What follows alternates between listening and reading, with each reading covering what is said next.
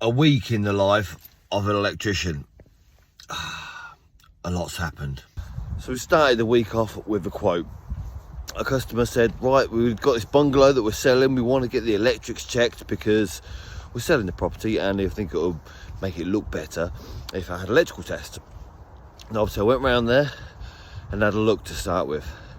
And I have to be honest with the customer, I said it's not really going to make it more of a selling point if you get the electrical test, because it's going to fail basically. It's not up to current regulations, so you're not going to be able to put a test on it and say, yep, it's all singing, all dancing, it's lovely, it's all safe. It needs a bit of work doing, like the bonding was too small, the old wireless fuses, it was an old board. So basically, if you're spending maybe 500-600 quid to get a new board put in, it's not going to make that property worth any more. And with the current conditions of the wiring of that property, I said that basically if someone moves in here or buys this property, they're going to gut it and rewire that property. So I would think your money would be better spent in advertising the property for sale for a potential buyer to come in and rip it to bits and start fresh, because assuming that's what they'd do.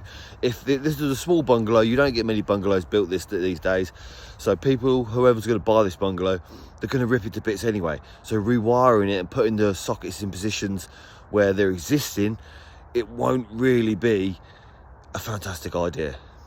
And although we've done ourselves out of a job there, if the property doesn't sell in a couple of months, she's going to do the bare minimum, getting the board changed and a few bits done to basically rent the property out. And then we went on to the next job, which basically I'll give them a quote saying, yep, we can add a few extra sockets in your bedroom, or we can change some light fittings.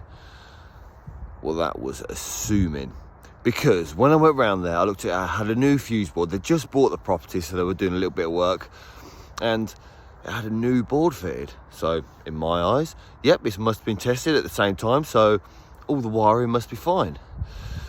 That was a mistake. I go to add one socket in the living room, it's a spur. Well, where's that spur fed from? That's fed from another spur. Oh, so we had to basically rip the floorboards up in that living room and find out where the ring main went in, because obviously there was a ring main coming out of the fuse board, which looked fine. So you assumed that I could put a couple of double sockets on. So we had to basically find the ring main under the floorboards and then put a new socket in that way. And then we come to the lighting, which you think, yeah, we could put a new light up, not a problem. So obviously we ripped the old light down, we tested to make sure that it was a live Uchtler and earth. There was no earth whatsoever. Not on the light switch, not in the light at all. And looking at the fuse board, when they'd changed the board, they'd obviously found this, that ain't got no earth. So they basically left an old Wilex consumer bit for the lighting circuit with a 15 amp fuse in, which was stupid anyway, because that cable weren't protected basically by a 15 amp fuse. So this is where it all began once again. So we had to basically split the upstairs and the downstairs lights, because it was all on one circuit and it wasn't cool anyway, and we were doing a lot of work, we had a lot of floorboards up, so we thought, right, let's partial rewire this. Luckily we were able to use the switch drops down to the switch, so they had a live neutral and earth, because all the wiring had an earth in. Someone had just chopped them out when they first put them in. I don't know why they'd do that, but obviously that's exactly what they did. So we found the big junction box of a mess and basically partial rewired that lighting circuit. And to top that off as well, I got stung by a bleeding wasp. Went up into the loft, put my hand down, straight onto a wasp. And they're meant to be hibernating. So yeah, I had to run downstairs and I tipped basically the customer's vinegar over my hand. I admitted it, I said I'd buy them a new one. They were fine. Then we thought, yeah, we'll put a couple more sockets in the bedroom. Same scenario, spur off a spur off a spur. So again, we had to find the ring main and basically make that safe.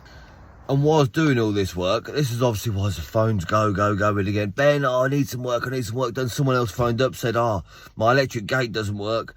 So I popped over there, the fuse had gone.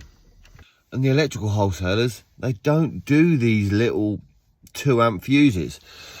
So I had to go to a plumber's merchant's. and get these and spend £2.50 basically getting these fuses, put the fuse in the gate, and that was all up and running.